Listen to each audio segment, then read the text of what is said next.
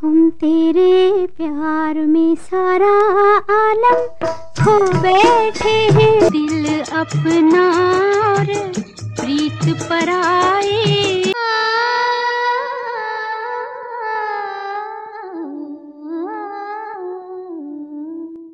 चेहरे पर संजीदगी, आंखों में कशिश और खनकती आवाज। तेरा मन दर्पण कहलाए, तेरा मन दर्पण। रील और रियल लाइफ दोनों की ट्रेजेडी क्वीन। चलते चलते यूं ही कोई मिल गया था। बड़े से बड़े एक्टर्स भी जिनके साथ स्क्रीन शेयर करने को बेताब रहते थे। हमरी न मानो बजजवा से पूछो, हमरी न मानो सैया। लेकिन क्या आपको पता है कि पैदा होते ही इनके पेरेंट्स ने इन्हें अनाथालय की सीढ़ियों पर छोड़ दिया था। अजीब दास्तां है ये, कहाँ शुरू कहाँ खत्म। क्या आप जानते हैं कि ये फिल्म फेयर अवार्ड जीतने वाली पहली अभिनेत्री थीं? कितना हंसी है मौसम, कितना हंसी सफर है।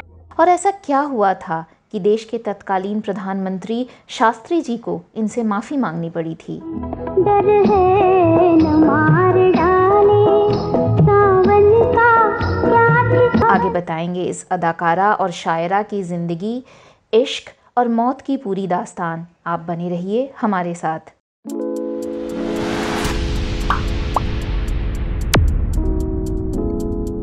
मुझे प्यार की जिंदगी देने वाले। दोस्तों, आप देख रहे हैं बॉलीवुड के रोचक किस्से वेदिका के साथ। मैं कौन हूँ, कहाँ से आई हूँ, कुछ याद नहीं। मेरा कोई घर, कोई ठिकाना नहीं। सब दरवाजे बंद हो चुके हैं मुझ पर। आज हम बात कर रहे हैं हसीन अदाकारा और नाज़नीन शायरा मीना कुमारी की।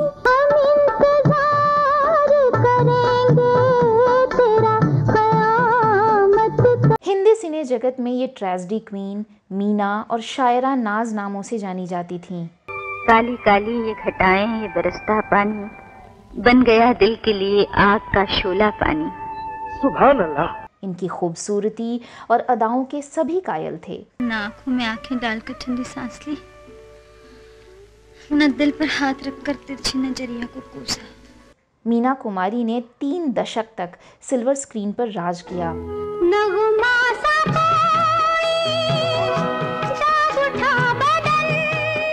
लेकिन बहुत कम ही लोग जानते हैं कि ये जितनी बड़ी अदाकारा थीं, उतनी ही उम्दा शायरा। हर एक कतरा मुकद्दस है मैले आंसू का, एक हजूम अपाहज है आबे कौसर पर। ये कैसा शोर है जो बेआवाज फैला है।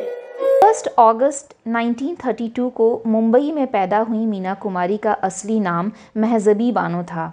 उन्होंने अपनी ज़िंदगी में बहुत पहले ही दुनियावी परेशानियों से जूझने का सलीका सीख लिया था। पिता की बेकारी और माँ की लाचारी ने महजबीन को अनाथालय की सीढ़ियों तक पहुँचा दिया था। 2 बेटियों के पिता अली बख्श को एक बेटे का इंतज़ार था, लेकिन तीसरी बार भी बेटी होने पर वो उसे अनाथालय के बाहर छोड़ आए। लेकिन जानकार बताते हैं कि तभी अचानक बच्ची रोने लगी और पिता ने जब पलटकर देखा तो उसे चींटियां नोच रही थीं। पिता को आत्मग्लानि हुई और दया का भाव भी जागा और वो बच्ची को वापस उठाकर ले आए। महजबीन महज 5 साल की उम्र से ही अपने परिवार की माली हालत को दुरुस्त करने के लिए बतौर बाल कलाकार फिल्मों में काम करने लगी थीं।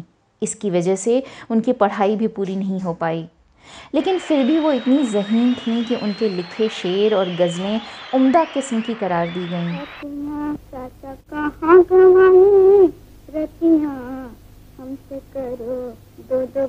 खैर, मीना एक के बाद एक हिट फिल्में करने लगी और उनकी फिल्मी गाड़ी चल निकली। कहीं तो मिलेगी बहारों की मंजिल राही। आज के अपने इस वीडियो में हम मीना कुमारी की पर्सनल लाइफ से जुड़े कुछ स्याह हकीकत की चर्चा करेंगे, लेकिन उससे पहले एक रोचक वाकया आपको बताते हैं। दरअसल उस जमाने में मीना कुमारी बतौर अभिनेत्री अपनी सफलता की शिखर पर थीं।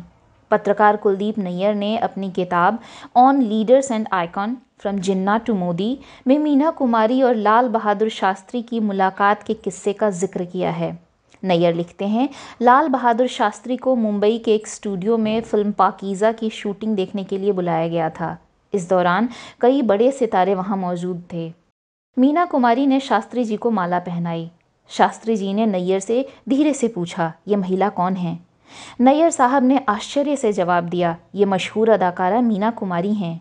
वहाँ शास्त्री जी ने अपनी स्पीच में मीना कुमारी से सार्वजनिक तौर पर माफ़ी मांगते हुए कहा, मीना कुमारी जी, मुझे माफ़ कीजिएगा, मैंने आपका नाम पहली दफ़ा सुना है। ये सुनकर मीना कुमारी हंसने लगी।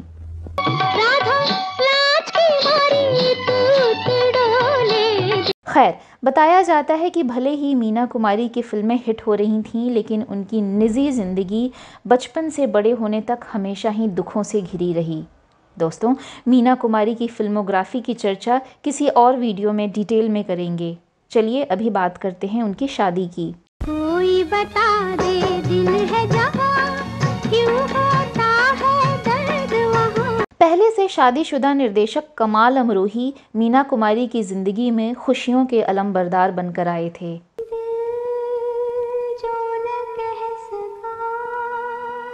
मीना कुमारी को कमाल से इश्क हो गया और अपने परिवार के खिलाफ जाकर उन्होंने 14 फ़रवरी 1952 को खुद से 16 साल बड़े शख्स कमाल अमरोही से शादी कर ली और उनकी तीसरी पत्नी बन गई।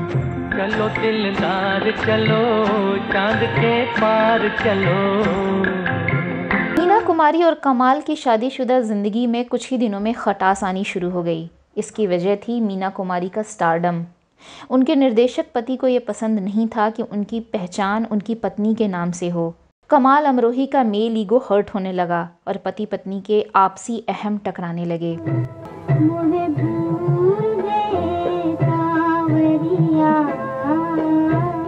जानकार बताते हैं कि इतने बड़े राइटर डायरेक्टर होने के बावजूद कमाल अमरोही एक निहायत रूढ़िवादी और पजेसिव शख्स थे। उन्होंने एक्ट्रेस पत्नी पर पाबंदियां लगानी शुरू कर दी। इन पाबंदियों से मीना का दम घुटने लगा। ये मुरादों की हंसी रात किसे पेश। कमाल अमरोही और मीना कुमारी के दरमियान तनाव और टकराव इस हद तक बढ़ गया कि आखिरकार उन्होंने अलग होने का फैसला कर लिया। मुझ पर दुख के पहाड़ टूट पड़े, लेकिन उनका बाल भी बांका ना हो। मुझे शक्ति दो प्रभु। अपनी गज़लों में इस हालात को मीना ने कुछ यूं लिखा है, ये रात, ये तन्हाई, ये दिल के धड़कनों की आवाज़, ये सन्नाटा, ये डूबते तारों की खामोश गज़ल ख्वानी, ये वक्त की पलकों पर सोती हुई वीरानी, जज्बाते मोहब्बत की ये आखिरी अंगड़ाई, बजती हुई हर जानिब ये मौत की शहनाई, सब तुमको बुलाते हैं, पल भर को तुम आ जाओ, बंद होती मेरी आंखों में मोहब्बत का एक ख्वाब सजा जाओ। मिलते थे कभी हमसे दीवानों की तरह। बताते हैं कि कमाल अमरोही से अलग होने के बाद मीना कुमारी गम में डूब गई थीं, लेकिन तभी उनकी ज़िंदगी में एंट्री हुई धर्मेंद्र की। हम सफर मेरे हम सफर, पंख तुम। धर्मेंद्र उस वक्त बॉलीवुड में अपने करियर की शुरुआत कर रहे थे और इसके लिए उन्हें फिल्म इंडस्ट्री में किसी मजबूत सपोर्ट की ज़रूरत थी। मीना कुमारी अपनी दरियादिली और मदद करने की आदत के लिए मशहूर थीं। धर्मेंद्र के करियर को बनाने में मीना कुमारी ने हद से ज़्यादा मदद की और धर्मेंद्र को अपनी ज़्यादातर फिल्मों में भी काम दिलवाने लगी। ये दामन अब न छूटेगा कभी। धर्मेंद्र को एक्टिंग की बारीकियां भी सिखाईं और किसी की परवाह ना करते हुए उन्हें अनकंडीशनल सपोर्ट किया। पति से रिश्ता टूटने के बाद मीना कुमारी इमोशनल ट्रॉमा से तो गुजर ही रही थीं। ऐसे में धर्मेंद्र का साथ उन्हें काफ़ी अच्छा लगने लगा। चंदा से होगा वो प्यारा, फूलों से होगा वो न्यारा। फिर क्या था, बॉलीवुड के गलियारों से लेकर मीडिया तक में धर्मेंद्र और मीना कुमारी के परवान चढ़ते इश्क की बातें आम हो गईं। हालांकि इस बारे में कभी ना तो मीना कुमारी ने कुछ कहा और ना ही धर्मेंद्र ने। अरे तुम पूनम, तुम यहाँ कैसे? ये मेरा दफ्तर में यहाँ काम करता हूँ। ये सुन रही, मेरी सहेली भी यही काम करती है। तुम्हारी सहेली कौन? वंदना मेहरा। वैसे तो मीना कुमारी का अपने पति कमाल अमरोही से रिश्ता खराब और ख़त्म हो चुका था, लेकिन फिर भी उन्हें धर्मेंद्र और मीना की नज़दीकियाँ पसंद नहीं थीं। कुछ मीडिया रिपोर्ट्स दावा करती हैं कि कामयाबी हासिल हो जाने के बाद धर्मेंद्र ने मीना कुमारी से दूरी बनानी शुरू कर दी और मीना एक बार फिर धोखे का शिकार हुई। कौन जाने जिस दिन मैं मरूंगी उस दिन भी तुम होश में होगे या नहीं, तुम्हें याद भी रहेगा या नहीं कि माधवी की लाश को कंधा देना है। वो लिखती हैं, प्यास जलते हुए कांटों की बुझाई होगी, रिश्ते पानी को हथेली पे सजाया होगा, मिल गया होगा अगर कोई सुनहरी पत्थर, अपना टूटा हुआ दिल याद तो आया होगा। खून के छींटे कहीं पूछ न ले राहों से, किसने वीराने को गुलजार बनाया होगा। रुक जा रात, ठहर जा रे चंदा, बीते न मिलन। एक बड़ा दावा ये भी किया जाता है कि एक बार धर्मेंद्र ने मीना कुमारी को थप्पड़ भी मार दिया था, जिससे वो बुरी तरह टूट गई थीं। बताते हैं कि फिल्म फूल और पत्थर की सफलता के बाद धर्मेंद्र के तेवर बदल गए और वो मीना कुमारी से बेहद बुरा व्यवहार करने लगे। अपने ही अश्कों में नहाई हूँ। तब मीना कुमारी ने गम भुलाने और अकेलेपन को दूर करने के लिए फिर से शराब का सहारा ले लिया और ज़्यादा शराब पीने से काफ़ी बीमार हो गईं, क्योंकि इस बार तो उन्हें मोहब्बत में धोखा और एहसान फरामोशी दोनों नसीब हुआ था। पहले वो शराब को पीती रहीं, फिर शराब उन्हें पीने लगी। शराबी शराबी मेरा नाम हो गया। तमाम उम्र दुश्वारियों से पीछा छुड़ाने की जद्दोजहद में लगी रही मीना कुमारी को आखिरी वक्त में बीमारी ने इस कदर घेर लिया कि वो हड्डियों का ढांचा बन गई थीं। वो रिश्तों में बार बार के धोखे से टूट गई थीं और अब दर्द बर्दाश्त करना शायद उनके दिलो दिमाग और जिस्म किसी के बस की बात नहीं रही थी। उन्होंने लीवर की बीमारी से लड़ते लड़ते 31 मार्च 1972 को सिर्फ 38 साल की उम्र में इस दुनिया को अलविदा कह दिया और इसी के साथ अंत हुआ एक बेहतरीन अदाकारा, एक ज़हीन शायरा और एक नेक दिल इंसान की ज़िंदगी का, उसके गमों का, उसकी दुश्वारियों का।